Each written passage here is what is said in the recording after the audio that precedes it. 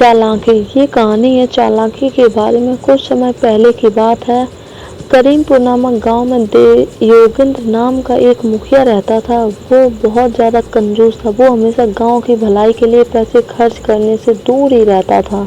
एक दिन गांव में सूखा पड़ गया, जिससे गांव के लोगों को पीने का पानी आसानी से नहीं मिलता था और पानी के लिए बहुत दिक्कत हो रही थी। गांव के लोग कुछ दिनों तक तो दूसरे गांव से पानी लाकर अपना काम चलाते रहे, लेकिन कुछ दिनों बाद दूसरे गांव के लोगों ने भी पानी देने से मना कर दिया। उसके बाद गांव के सभी लोग मिलकर मुखिया के पास गए। मुखिया से कहा कि गांव में एक कुआं खुदवा दो, जिससे गांव के लोग सूखे की स्थिति में पानी पी सके। मुखिया ने गांव के लोगों से कहा कि कुआं खुदवाने में तो बहुत सारे पैसे लगेंगे और उतने पैसे मेरे पास नहीं हैं। गांव में युग नाम का एक चालाक लड़का रहता था। युग ने सभी गांव के लोगों से कहा कि हम सभी को मिलकर एक कुआं खोदना चाहिए।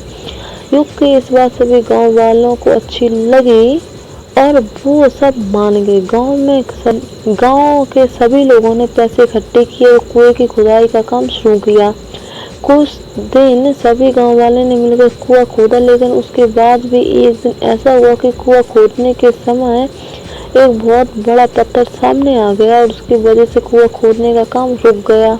अब इस पत्थर को तोड़े बिना कुआं खोदने का काम आगे बढ़ाना मुमकिन नहीं था। इस पत्थर को तोड़ने के लिए और भी पैसों की जरूरत थी, लेकिन जमा किए गए पैसे उसके लिए पर्याप्त नहीं थे। युग ने गांव के लोगों से कहा कि तुम सब अब ये काम मुझ पर छोड़ दो।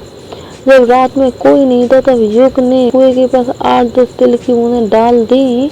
अगली सुबह जब गांव के लोगों ने कुएं में तेल देखा, तब ये बात पूरे गांव में फैल गई कि कुएं में से तेल निकल रहा है। जब ये बात गांव के मुखिया को पता चली, तब उन्होंने लालच में गांव वालों से कहा कि मैं इस पत्थर को तुड़वा देता हूँ और पूरा कुआं भी मैं खुदवा देता हूँ। इसके बाद गांव के मुखिया ने कुआं खुदवाने का काम शुरू करवा दिया और बाकी का कुआं कुछ ही दिनों में खुद के मुखिया इस कुएं में से तेल निकलेगा ऐसी उम्मीद कर रहा था, लेकिन कुएं में से पानी निकलने लगा। सभी गांव के लोग पानी पीकर बहुत खुश हो गए। मुखिया को पता चला कि किसी ने उसे उल्लू बनाया है। इस तरह युग की चालाकी से गांव वालों के पैसे भी बच गए, कुआं भी खुद गया। गांव के सभी लोगों ने युग का उसकी इस चालाकी के लिए आभार माना। आई होप आपको इस कहानी से बहुत सारी लर्निंग्स मिली होंगी। इस कहानी को लास्ट तक सुनने के लिए आपका बहुत बहुत शुक्रिया।